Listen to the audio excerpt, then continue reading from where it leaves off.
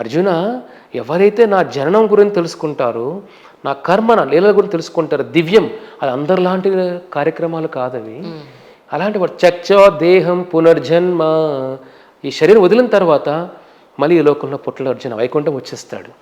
అంటే కృష్ణుడు వసుదేవ యొక్క హృదయంలో ఆవిర్భవించి వసుదేవుని హృదయం నుంచి దేవకి హృదయంలోకి వెళ్తాడు స్వామి. దేవకి హృదయంలోంచి స్వామి బయట వస్తాడు.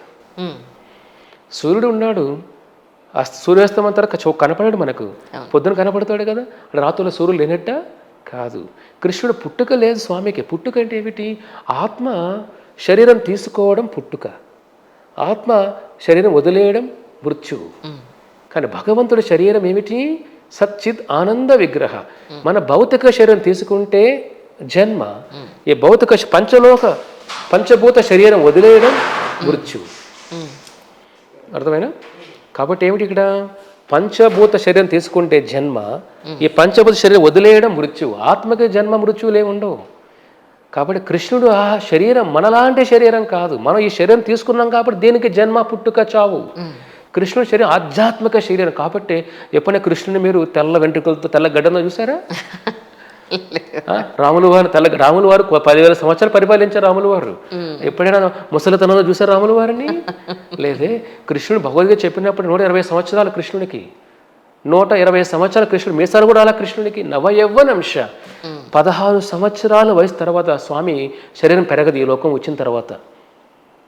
నవయవ్వన, రాధారాణి కూడా నవయవ్వన. కాబట్టి ఆయన శరీరమే సచ్చిత్ ఆనంద విగ్రహ. కాబట్టి కాలానికి అతీతమైనది, కర్మకు అతీతం, ప్రకృతికి అతీతమైన శరీరం. కాబట్టి ఆయన శరీరానికి అంతే చెప్పాం. మనకేంటే మృత్యు అంటే ఏమిటి? ఈ పంచభూత శరీరం వదిలేయడం మృత్యు అంటే. ఆత్మ మృత్యు ఏం లేదు, ఆత్మ ఆధ్యాత్మిక శరీరం ఎప్పుడూ ఉంటుంది. కాబట్టి స్వామి శరీరంలో ఇవన్నీ లేవు. కాబట్టి ఆయన లీలలు అర్థం చేసుకోవాలి మనం. కాబట్టి ఆయన గృహస్థ, ఎందుకంటే ఆయన సమాజానికి చూపించాలి, కొన్ని ధర్మాలు చేయాలి, కొన్ని పనులు చేయాలి అనుకున్నప్పుడు స్వామి ఆ బృందావన లీలలు. ఎందుకంటే కొంతమంది త్రేతాయుగం వెళ్ళామంటే త్రేతాయుగంలో స్వామి దండకారణ్య ఫారెస్ట్ అడవులు వెళ్తారు. అప్పుడు కొన్ని వేల మంది ఋషులు వస్తారు రాముల వారి దగ్గరికి. రామా, నాకు నువ్వే కావాలి రామా, నీతోనే ఉండాలి రామా, మమ్మల్ని నిన్నే భర్తగా ఊహించుకుంటున్నాను రామా అని అంటారు. అప్పుడు రాముల వారు అంటారు, అయ్యా మీ భక్తికి ఎంతో ఆనందపడ్డాను, కానీ త్రేతాయుగంలో నేను ఏకపత్ని వ్రతం నాది, కాబట్టి మిమ్మల్ని ఆ కోరిక తీర్చలేను. ఇంకొక యుగంలో కృష్ణుడు వస్తారు, ఆయన మీ కోరిక తీరుస్తారు. కాబట్టి ఆ గోపీలంతా ఎవరయ్యా అంటే రాములు వారి త్రేతాయుగ లీలంలో రాములు వారిని భర్తగా పొందాలని తపస్సు చేసిన ఆ తపస్సు ఋషులంతా కూడా వాళ్ళు కొంత గోపీలాగా బృందావనంలో పుడతారు. Okay okay okay. కాబట్టి స్వామి వాళ్ళ కోరికలు తీర్చడం కోసం వాళ్ళతో నాట్యం ఆడాడు. ద్వారకాలో ఉన్న 16,000 మంది రాణులు కూడా అందరూ కృష్ణుడు ఏదో ఒక స్వామి పెళ్లి చేసుకున్నారు, అది కాదు.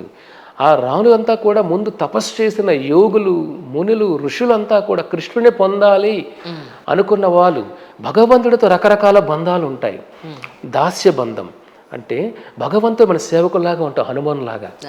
సఖ్య బంధం, భగవంతుడు ఫ్రెండ్షిప్ లాగా ఉండొచ్చు, చేయి వేసుకునేలాగా అర్జునులాగా, అది ఫ్రెండ్షిప్లో ఉండదు. సఖ్యం అంటాము దాన్ని భగవంతుడితో.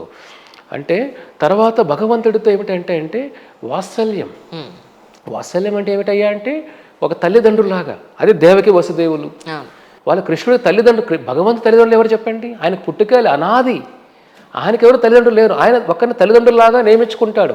ఒక హీరో సినిమాలో క్యారెక్టర్ చేసుకుంటాడు, ఏవో నా తల్లి ఎవరు తండ్రి అంటాడు. అంతే ఇక్కడ కూడా స్వామి వాళ్ళ భక్తిని మెచ్చి వీళ్ళు తల్లిదండ్రులు, నా తల్లిదండ్రులుగా వాళ్ళు సేవ చేస్తారు. అది కూడా సేవ, భగవంతుడు చేసే సేవ, తల్లిదండ్రుల రూపేణ. అది వాత్సల్య సేవ. దాని తర్వాత ఉన్న సేవ మాధుర్య సేవ. భగవంతుడిని ఒక ప్రేమతో, ఒక ప్రేమికుడిలాగా, భర్తలాగా సేవ చేయొచ్చు భగవంతుడికి కూడా. అంటే భక్తి అనేది బోరింగ్ కాదు. శాంతరసం, మొదటి చెప్పడం శాంతరసం అంటే భగవంతుడికి ఒక కొండలాగా. వెంకటాచలం అంటూ మనం, వెంకటాచలం ఏమిటి? 7 కొండలు. భగవంతు సేవ చేస్తుంది కొండ కూడా. ఒక వెంకటాచలం భక్తుడే కొండలాగా అయిపోయాడు అక్కడ. కృష్ణుడు వేసుకునే పితాంబరం, ఆయన వేసుకున్న ధోతి కూడా భక్తుడే. కౌస్తుభ భక్తుడే. ఆ కౌస్తుభ ఎవరు? కులశేఖర ఆల్వార్. అనంతశేషుడు వస్తాడు కలియుగంలో. ఎవరైనా రామానుజ ఆచార్యులు, అంటే భగవంతుడితో ఉన్న భక్తులే ఆచార్యులాగా ఈ లోకానికి వచ్చారు. వైజయంతి మాల స్వామి వేసుకున్న మాల భక్తులాగా ఆయన కూడా. అంటే వైకుంఠ లోకంలో ప్రతి జీవుడు భగవంతుని ఏ రూపేనా సేవ చేయొచ్చు. భగవంతుడి ఆభరణలాగా సేవ చేయొచ్చు, భగవంతుడి అలంకరణలాగా సేవ చేయొచ్చు, కృష్ణుడి యొక్క బెడ్డులాగా సేవ చేయొచ్చు, కృష్ణుడు వేసుకునే బట్టలాగా సేవ చేయొచ్చు, కృష్ణుడు తాగే పాత్రలాగా సేవ చేయొచ్చు. కానీ అవన్నీ మాట్లాడుతాయి. మన టేబుల్ ఉంది, ఇది మాట్లాడుతుందా? వైకుంఠం ఏమిటి? ప్రతి జీవం ఉన్నది. వైకుంఠం ప్రతి ఒక్కటి జీవం ఉంటుంది. కుర్చీ మాట్లాడుతుంది. భక్తుడే భగవంతు సేవ కోసం ఆ రూపాన్ని తీసుకుంటాడు. అది శాంతరసం. తర్వాత దాస్యరసం హనుమాన్ లాగా. రకరకాల రసాలు ఉంటాయి. ఉన్నతమైనది మాధుర్య రసం. భగవంతుడిని ఒక భర్తగా కూడా మనం పొందొచ్చు. అదే ఆండాల్ చూడండి. అలా గోపిలో ఉన్న కొన్ని వందల మంది కూడా ఆడ భక్తి భావంతో స్వామి దగ్గరికి వెళ్తారు. కాబట్టి స్వామి మన ఏ రూపేనా మనం సేవ చేయాలనుకుంటామో ఆ రూపాన్ని ఆ భావాన్ని స్వామి స్వీకరిస్తాడు. కానీ మన భక్తిలో పరిపక్వత లేకుండా ఆ భావాన్ని తెచ్చుకోకూడదు.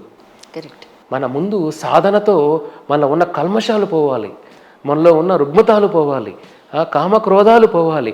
అప్పుడు ఆ పరిపూర్ణ హృదయంతోనే భగవంతుని మనం అర్థం చేసుకునే శక్తి మనకు దొరుకుతుంది. లేదంటే ఆయన గ్రహించి శక్తి మనకు దొరకదు.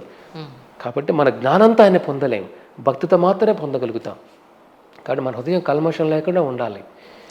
సో ఈ విధంగా భగవంతుడు లీల గృహస్థులో ఉన్నా భక్తుల కోసం ఆయన ఆశ్రమంలో ఉన్నాడు. అటువంటి ఋషులంతా కూడా వాళ్ళు నరకాసురుడు 16,000 మంది రాజకుమారులు కిడ్నాప్ చేసి సంవత్సరం రోజులు అతను బంధించేస్తాడు. బంధించి వేస్తే వాళ్ళందరూ వాళ్ళ తల్లిదండ్రులు అందరూ కిడ్నాప్ చేసి వాళ్ళు అల్లాడుతూ ఉంటారు, అయ్యో నా పిల్లలు లేరే అనేసి. ఆ సమయంలో కృష్ణుడికి తెలిసి సత్యభామతో కృష్ణుడు వెళ్తాడు. అది పెద్ద లీల. అది భాగవతంలో ఆ నరకాసుడు వధ చంపిన తర్వాత వాళ్ళు 16,000 మంది వాళ్ళ జీవితం ఏమిటి? ఈ యుగంలో కలియుగంలో వేరే. కలియుగంలో ఏమంటే లివింగ్ రిలేషన్షిప్స్ అన్నీ కూడా. అంటే ఏమిటి? సహజీవనం. అంటే మనం ఎవరిందరూ ఉండొచ్చు. ఏమిటండి యూ కెనాట్ క్వశ్చన్ మీ, నన్ను అడగలేరండి మీరు. నా లీగల్ అండి 18 years ఆధార్ కార్డు చూపిస్తాం, ఎవరితో ఉండొచ్చు, నా ఇష్టం అండి. సో ఇలా ఉండే జీవితం ఇది. ముందు యుగాలు అలా కాదు. ఒక స్త్రీ పరపురుషుడి ఇంట్లో ఒక రాత్రి ఉండినా తన తన తన జీవితం అంటే తన యొక్క ఆచారాల పద్ధతులకు కానీ తన అంటే గౌరవం తనంతే కానీ ఏమంటే క్యారెక్టర్ అది క్వశ్చన్ చేయబడుతుంది. అర్థమైనా? కాబట్టి 1 సంవత్సరం రోజులు వాళ్ళు తల్లి దూరంగా ఉంటే ఎవరు వాళ్ళు పెళ్లి చేసుకుంటారు చెప్పండి? అటువంటి ద్వాపరయుగంలో సమాజం వాళ్ళు స్వీకరించేది ఎవరిని కూడా. వాళ్ళందరూ కృష్ణుని చూసి మా జీవితం ఏమిటి కృష్ణ, నువ్వు లేకపోతే మేము చనిపోతాం కృష్ణ అంటే వాళ్ళ భగవంతుడు చూడండి, వాళ్ళ కృష్ణుడు తెలుసు వాళ్ళ ముందు గత జన్మలన్నీ కూడా. వీళ్ళు ముందు జన్మల గొప్ప గొప్ప యోగులు ఈ జన్మలో ఈ శరీరం తీసుకున్నారు. కానీ యుగ ధర్మం, ద్వాపర యుగం ధర్మం ఏమిటంటే వాళ్ళు మళ్ళీ ఇంకో భర్తను పొందలేరు. తల్లిదండ్రులే స్వీకరించరు వాళ్ళని. అయ్యో, అంటే వేద యుగం ఆ యుగంలో అలాంటి ఆచారాలు ఉన్నట్టువి. అలాంటి కృష్ణుడు ఏం చేస్తారంటే మిమ్మల్ని అందరినీ నా భార్యలుగా స్వీకరిస్తారు. అంటే లక్ష్మీదేవితో సమానంగా, రుక్మిణితో సమానంగా, సత్యభామతో సమానంగా మీకు ఆ జీవితాన్ని ఇస్తాను అని మీరు బాధపడద్దండి, మీ కోరిక నేను తీరుస్తాను, ఎందుకంటే మీలో ఉన్న భక్తి నేను దాసోహం అయిపోయాను అని భగవంతుడు భక్తికి పరవశించి ద్వారకా నుంచి అక్కడి నుంచి వాళ్ళకి విలువైన బట్టలు ఏనుగులతో ఒక సమూహం వస్తుంది ఆ ప్రదేశానికి వచ్చి వాళ్ళందరిని అలంకరణలతో ఒక ఉత్సవం లాగా, బ్రహ్మోత్సవాల్లాగా వాళ్ళందరినీ నరకాసుడు చంపిన ఆ స్థలం నుంచి ద్వారకా ఒక ఊరేగింపుతో వాళ్ళు తీసుకుని వెళ్తాడు స్వామి. తీసుకొని వెళ్ళి ద్వారకాలో 16,000 మందిని ఆ స్వామి 16,000 రూపాయలు తీసుకుంటాడు. అట్లా కాదు, మన 3 భార్యలు అనుకోండి, ఒక ముహూర్తాన్ని ఒక భార్య తాళి కట్టాలి, ఇంకో ముహూర్తం ఇంకో భార్య కట్టాలి, ఇంకో భార్య ఇంకో ముగ్గురు కట్టాలి. అదే 16 భార్యలు అనుకోండి, ఎన్ని రోజులు పడుతుంది మన తాళి కట్టడానికి? అది కొన్ని నెల, 1 రోజు 2 వారాలు 3 వారాలు పట్టచ్చు 16 మంది తాళి కట్టాలంటేనే. లేదా 16 మంది మన జీవనం చేయాలంటే ఒక ఇంట్లో ఒక రోజు అంటే 16,000 ఒక టర్న్ వస్తుంది. అంటే ఈ రోజు ఫస్ట్ భార్యకి ఇంటి వెళ్ళాడు అనుకోండి, మళ్ళీ ఆ భార్యను చూడాలంటే 16,000 రోజులు అంటే ఏమిటి? సంవత్సరాలు 300 రోజులు. అంటే ఎన్ని రోజులు అప్పటికి? 20 సంవత్సరాలు ఒకసారి ఆ భార్యను చూడొచ్చు. లేదు పాపం సొసైటీలో చాలా మంది కృష్ణుణ్ణి ఏమంటారు ఆదర్శంగా తీసుకుని ఆయనకి అంతమంది భార్యలు ఉంటే నాకు కనీసం 2-3 అదే చెప్తాను చూడండి అన్న వాళ్ళు చాలా మంది ఉన్నారు. అదే మూర్ఖత్వం ఎందుకు అవుతుందంటే భగవంతుడు ఆయన ఒక ఇంట్లో ఒకరు అలా కాదు, 16,000 ఒకే రూపంలో 16 రూపాలు వచ్చి 16,000 ప్యాలెస్లు ఒకేసారి కట్టాడు స్వామి. విశ్వకర్మ కట్టాడు. 16,000 మందిని ఒకేసారి పెళ్లి చేసుకున్నాడు.